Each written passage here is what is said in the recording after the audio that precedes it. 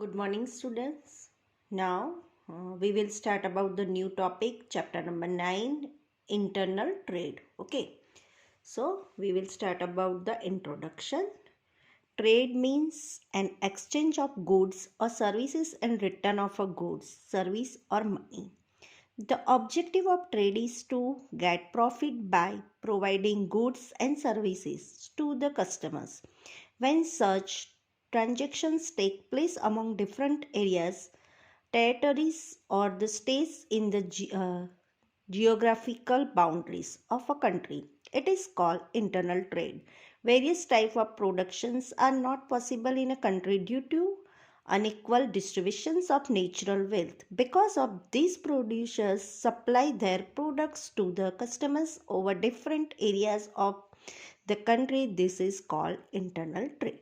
Okay students, तो यहाँ पे इंट्रोडक्शंस में बताया गया है। तो पर पहले हम पढ़ेंगे ट्रेड मीन्स मतलब exchange of good and service in returns of a good service और मनी। ओके, कोई भी गुड्स और सर्विस के एक्सचेंज में गुड्स और सर्विस मनी देना है उसको बोलते हैं ट्रेड। मतलब selling and buying, simple meaning में एक्सचेंज करना, एक हाथ देना और एक हाथ लेना, मतलब ट्रेड कहते हैं, सेलिंग एंड बाइंग। ओके, जैसे कुछ से गुड्स के बदले गुड्स, पहले के ज़माने में है ना, पहले करेंसी नहीं थी, हजारों साल पहले करेंसी नहीं चलती थी, पैसे नहीं थे, तो ट्रेड कैसे होता था, बाटा सिस्टम में होता था। गुड्स के बदले गुड्स देना, अगर तू मुझे मतलब अनाज वगैरह दो तो मैं हम तुमको दूंगा, अगर आप क्लोथ दो तो मैं आपके उसके बदले में क्लोथ दूंगा, ऐसे मतलब ये ट्रेड होती है। सर्विस के बदले सर्विस पहले चलती थी, तुम मेरा ये काम करके दो मैं तुम्हारा ये काम करके दूंगा, ये तरह का इस तरह का ट्रेड कहला जाता है। अब क्या कहते हैं, अब ट्रेड होता है मनी के थ्रू। ओके, अभी हम कोई भी चीज़ करते मतलब परचेस करते या फिर उसके बदले में कोई पैसे देते, मनी देते। ओके, अगर कोई शॉपकीपर से हम कोई भी चीज़ परचेज करते हैं उसके बदले में हम उसको मनी देते। ओके, पैसे देते। सिंपल ट्रेड का मतलब होता है एक्सचेंज करना है। ट्रेड के साथ प्रॉफिट जुड़ जाता है, जैसे एक्सचेंज में प्रॉफिट जुड़ जाता है उसको बिजनेस जुड़ जाता है। आज के टाइम में ट्रेड का मतलब बिजनेस ही कहला जाता है। कोई भी ट्रेडिंग होती है तो उसमें प्रॉफिट ऐड होता ही होता है। ट्रेड मतलब सिर्फ एक्सचेंज करना कहलाया। आप स्कूल में भी कितने बार फ्रेंड्स के साथ घूमते हैं, कुछ काम नहीं करता, तू मेरा ये काम कर दो मैं तुम्हें ये काम करके दूंगा, है ना, इसीलिए उसको बोलते हैं ट्रेड। ट्रेड ही कहलाया जाता है, उसमें प्रॉफिट नहीं होता। ट्रेड के साथ प्रॉफिट जोड़ता है उसको बोलते हैं, इसको बिजनेस बोलते हैं। हम लोग इसमें ट्रेड के बारे में समझेंगे, और ट्रेड मतलब बिजनेस ही है, उसके हम अलग अलग डिफरेंट ट्रेड समझेंगे। पूरा हमारे ट्रेड का चैप्टर का नाम है, ट्रेड को बोलते हैं इंटरनल ट्रेड। तो इंटरनल ट्रेड को किसको बोलते हैं, जो ट्रेड विद इन कंट्रीज, देश के अंदर मतलब जो बाउंड्रीज के अंदर जो भी ट्रेडिंग होता है उसको बोलते हैं इंटरनल ट्रेड। ओके, जो ट्रेडिंग देश के अंदर ही होती है, देश के बाहर नहीं होती, उसको बोलते हैं मतलब जियोग्राफिकल बाउंड्री के अंदर होती है, उसको बोलते हैं internal trade. Okay, trade within मतलब trade means trade within geographical boundaries of a country. Okay, यहाँ पे उसका मीनिंग भी बताया गया है। Internal trade means trade within geographical boundaries of a country, currency, weight, measurement trade practice and legal matters are common in the internal trade। मतलब it takes less time, risk is a less, and contact between purchase and seller and easily maintained due to easily transportations of goods in the internal trade। मतलब कभी भी देश में कुछ भी कोई कपड़े खरीदते, मतलब हर सिटी में कॉटन क्लॉथ नहीं तैयार होते हैं, मतलब नहीं होते, तो उसको पर्टिकुलर जगह पे ही तैयार होता है, तो उसको मतलब कॉटन के मतलब जो भी कॉटन की क्लोथ्स तैयार होते हैं, जहाँ पे कोई कोई सिटीज़ में उसको पूरे देश में पहुँचाने के लिए ट्रेडिंग करनी पड़ती है, एक्सचेंज करना ही पड़ता है ना, उसे कहते हैं इंटरनल ट्रेड। जो ट्रेड विद इन कंट्रीज होगा मतलब कंट्री के साथ होगा, और कंट्री के बाहर जो होता है उसको बोलते हैं एक्सटर्नल ट्रेड। ओके, मतलब हमारे देश के अंदर जो भी चीज़ें होती है, मतलब हम देश के साथ हम जो भी हम चीज़ें मतलब हम देखेंगे जैसे कोई भी चीज़ होती है जो हमारे देश के रिलेटेड होती है, मतलब देश में जो भी बिजनेस होता है उसको बोलते हैं internal trade. But external trade होता है जो कंट्री आउट ऑफ कंट्री जैसे बिजनेस होता है। जैसे हमारा इंडिया में जो भी चीज़ें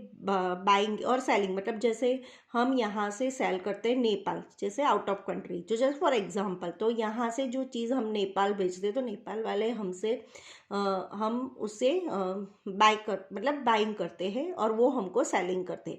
तो नेपाल वाले लोग वो हमको जो बाय करते हैं वो हम परचेज कर लेते हैं और वो हमको सेल करते हैं। मतलब जो भी बिजनेस होता है एक कंट्री से दूसरी कंट्री का होता है उसको बोलते हैं एक्सटर्नल ट्रेड। ओके, तो यहाँ पे पर हमको ये चैप्टर में इंटरनल ट्रेड के बारे में ही पढ़ना है।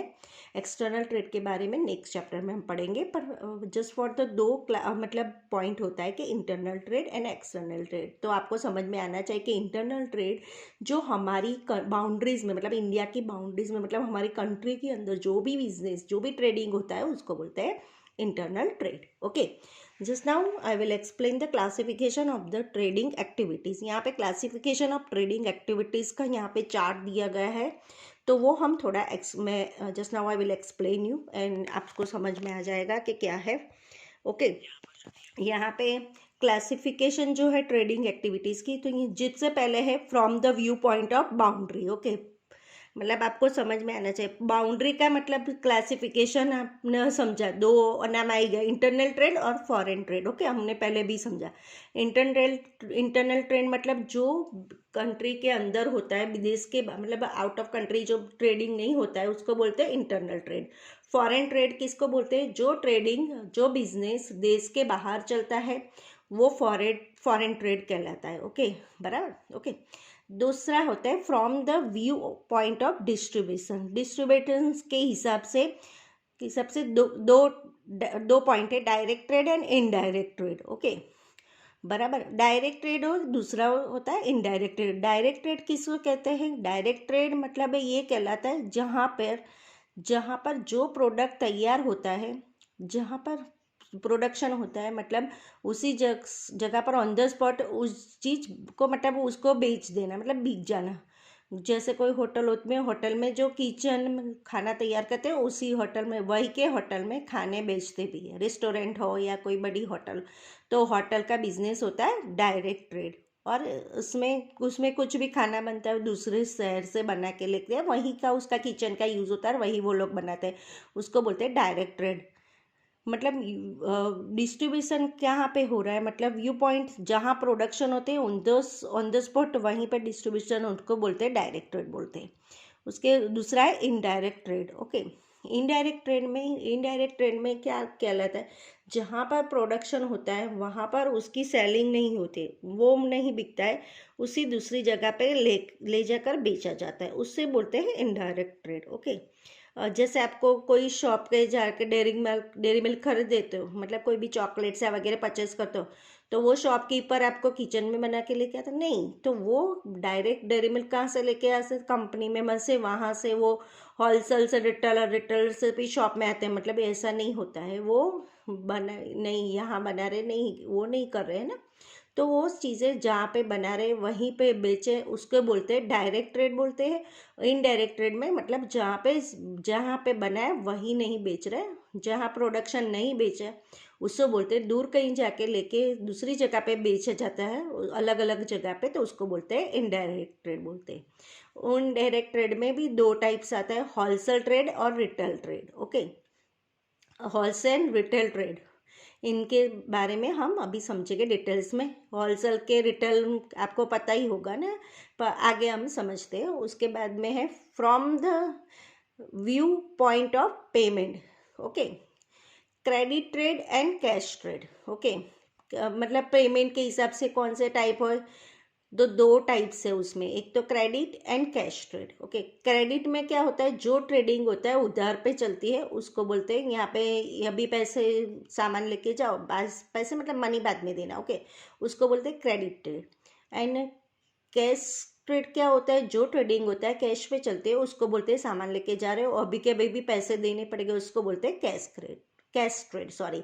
ओके, उसके बाद आता है from the view point of delivery of goods. Delivery of goods कहाँ कहाँ पे होता है, उसके जैसे उसमें आता है spot trade and future and forward trade. Okay, spot trade मतलब क्या, जहाँ पे खरीदने जा रहे हो ऑन द स्पॉट वहीं पे हर एक प्रोडक्ट मिल जाते हैं, उसको बोलते हैं स्पॉट ट्रेड। और जहाँ में मतलब कोई भी चीज़ खरीदने चला वहीं पे आपको उसी वक्त आपको उस गुड्स की डिलीवरी मिल जाती है, उसको बोलते हैं स्पॉट ट्रेड बोलते हैं। छोटा मोटा कुछ भी लेने जाते हो रिटेल शॉप में, या मतलब कोई कपड़े खरीदने जाते हो, या मतलब ऑन दी स्पॉट कहीं शोरूम में जा रहे हो, कोई मॉल में जा रहे हो, या वहीं पे ऑर्डर देते हो मुझे ये चाहिए, ये परचेज करते हो, तो वहीं ऑन द स्पॉट वहीं पे आपको डिलीवरी ऑन द स्पॉट मिल जाती है रेडीमेड में, तो उसको बोलते हैं spot trade. Okay, on the spot जो चीज़ मिल जाती है उसको बोलते हैं स्पॉट ट्रेड, उसी दिन आपको डिलीवरी मिल जाती है। दूसरा होता है future and forward trade. Future and forward trade वो कहलाता है जहाँ पर आप जो कोई प्रोडक्ट परचेस करते हो या फिर मतलब कोई लग्जरियस प्रोडक्ट खरीदते हो, तो और उसमें ऑन द स्पॉट मतलब वो आपको प्रोडक्ट तैयार नहीं होती है, मतलब रेडी नहीं होती है, तो वो एक आध हफ्ते के बाद मतलब वन वीक के बाद, after 1 week they will send you, मतलब वो बाद में भी देते हैं, तो उसको बोलते हैं मतलब फ्रीज है, या फिर कुछ शोरूम में ऑर्डर दे के आते हो फिर 2 दिन में, या वॉशिंग मशीन है मतलब मुझे ये पसंद आया है, तो फिर वो आपको 1-2 दिन में आपके यहाँ पहुँचा देते हैं, कल भिजवा देंगे, है ना। तो वो सारी चीज़ें मतलब फ्यूचर फॉरवर्ड ट्रेड, मतलब उसके बाद उसके पीछे लेके नहीं आते हो, वो खुद भिजवाते हैं, तो वो सारी चीज़ें को बोलते हैं उसे फ्यूचर एंड फॉरवर्ड ट्रेड बोलते हैं। और जो ऑन द स्पॉट आप अपने साथ लेके आते हो उसको बोलते हैं spot trade. Okay, okay, understand. तो यहाँ पे ये सारे ट्रेडिंग के क्लासिफिकेशन हमने समझ लिए। अब है अलग अलग ट्रेड के टाइप्स देखेंगे। तो फर्स्ट अप है wholesale trade. Okay, wholesale trade का मीनिंग है मतलब यहाँ पे इनडायरेक्ट ट्रेड में भी हमने होलसेल एंड रिटेल है, तो उसमें हम डिटेल्स में समझेंगे। उसका पहले मीनिंग है a trader purchase the goods in large quantity from the producers and sells the goods to the retailers as per requirement in a small quality sorry quantity sorry quantity is called wholesale trade. Thus wholesale is a connecting link between the producers and the retailer. Okay, यहाँ पे wholesale trade क्या होता है कि जब भी कोई भी पर्सन प्रोड्यूसर से लार्ज क्वांटिटी में चीज़ें खरीदता है, मतलब बाय करता है, रिटेलर को क्या बोलते हैं, उसके रिक्वायरमेंट के स्मॉल स्मॉल क्वांटिटी में देता है, तो होलसेल ट्रेड कहता है। मतलब होलसेलर पहले क्या करता है, जैसे कोई मैन्युफैक्चरिंग होता है, मैन्युफैक्चरिंग से होलसेल सारी चीज़ें लेते हैं। आपने कभी कभी देखा होगा कि कोई भी शॉप में भी देखा होगा, मतलब जो भी कोई भी चीज़ होती है तो उस पर दुकान भी शॉप पे भी लिखा होगा होलसेल शॉप, रिटेलर शॉप। तो वो भी मतलब जो भी चीज़ होती है तो एक चेन होती है, मतलब ट्रेडिंग में जैसे पहले मैन्युफैक्चरिंग से जो प्रोड्यूसर होता है बनाता है, फिर वो होलसेलर को देता है, होलसेलर रिटेलर को देता है, और रिटेलर कस्टमर्स को देता है, मतलब कंज्यूमर को। ओके, तो यहाँ पे प्रोड्यूसर कौन होता है, जो मैन्युफैक्चरिंग जो चीज़ें बनाती है, मैन्युफैक्चरिंग करती है, उसको बोलते हैं प्रोड्यूसर। फॉर एग्जांपल मतलब कोई भी चीज़ कोई की जिसका प्रोडक्शन होता है, कोई कंपनी का होता है, जैसे कोई चॉकलेट है, डेयरी मिल्क है, तो वो बनाता है, तो यहाँ पे तो वो प्रोड्यूसर है। मतलब जैसे बैंगलोर में उसकी फैक्ट्री है, बॉम्बे में है, या कि दिल्ली में कोई भी जगह पे एनी प्लेस में उसकी फैक्ट्री है, तो फिर वो बनाते हैं, फिर वो डेयरी मिल्क बनाने के बाद फिर वो किस प्रोड्यूसर कहलाएगा, फिर वो फैक्ट्री से डायरेक्ट वो प्रोड्यूसर से लार्ज क्वांटिटी में जो चीज़ें मतलब परचेस करता है, वो क्वांटिटी में लार्ज क्वांटिटी में जो भी गुड्स खरीदेगा, मतलब डेयरी मिल्क खरीदेगा तो हज़ारों में लाखों में डेयरी मिल्क खरीदेगा, उसको बोलेगा होलसेलर। ओके, मतलब उसको बोलते हैं होलसेलर, मतलब वो खरीद देगा।